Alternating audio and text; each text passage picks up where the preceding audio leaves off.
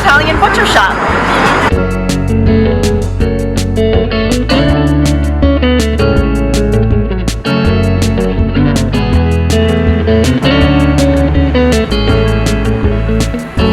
Cafe Belle on Mulberry Street near East Houston Street was founded by Noel Belle Scala in 2017.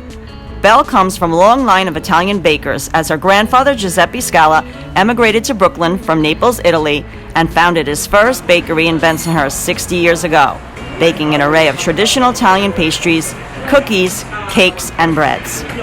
Everything Cafe Belle sells is made in-house using Grandpa's original recipes. There is not only seating inside where you can enjoy freshly baked items and a cup of cappuccino, like we did, made with the La Marzocca espresso machine, but also a bench and table outside. We love that this modern cafe has a traditional coziness to it.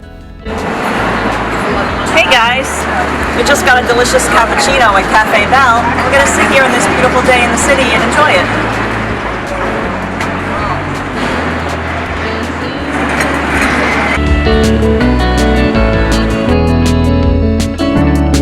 Although we live nearby and walked here, you can easily get to NoLita via the B, D, F, M, and 6 train to the Bleecker Street station.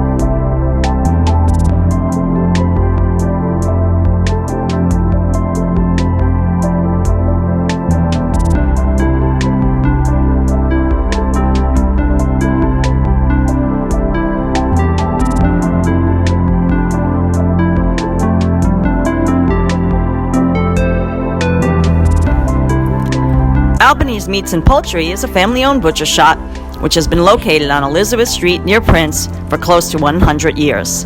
The shop was founded in 1923 by Vincenzo and Mary Albanese and has been run since the 1950s by Mo Albanese, Mary and Vincenzo's son. Mo just turned 95 years old and can be still seen every day at the shop playing vinyl records including Sinatra and Sammy Davis Jr. Albanese Meats is the last Italian butcher shop in the neighborhood, and at one time there were 4 other butcher shops just on that short stretch of Elizabeth Street.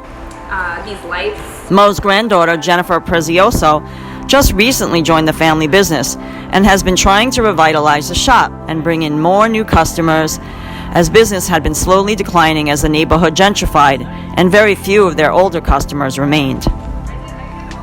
Jen had the original meat showcase restored, and many of the vintage objects found in the shop, including the scales, butcher knives, meat hooks, and lights, are from the 1920s.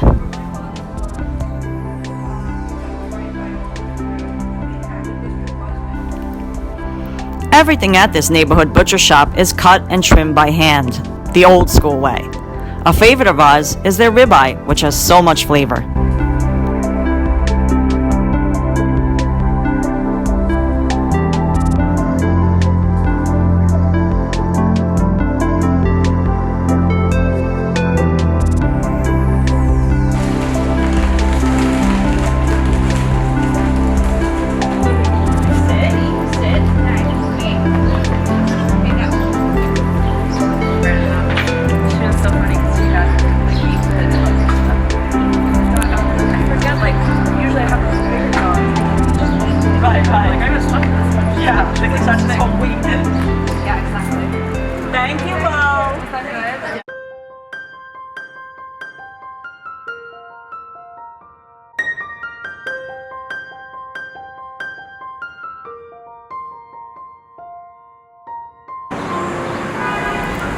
Though St. Patricks Cathedral is now famously located on 5th Avenue in Midtown, its first congregation was housed right here in NoLita. This Gothic Revival church, dating back to 1809, has a soaring inner vault which stands at 85 feet high.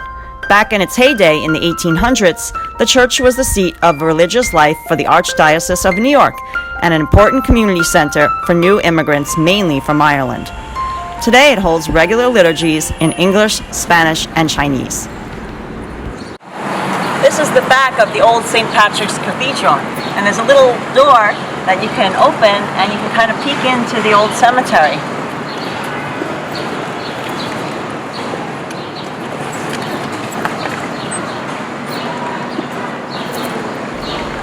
NoLita's moniker stands for North of Little Italy. It has a unique blend of upscale boutiques, indie shops, and cafes in its tree-lined streets.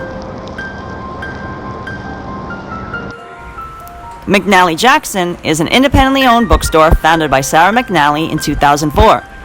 This bright two-story space on Prince Street near Mulberry focuses on hardcovers and paperbacks, and the literary section alone, which is organized geographically, has over 14,000 books.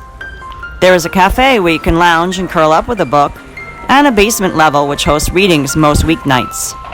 We have held book events here, and they carry both of our storefront books and our New York Nights book. They also, as our dog Hudson found out, are well stocked with treats for your canine bibliophile.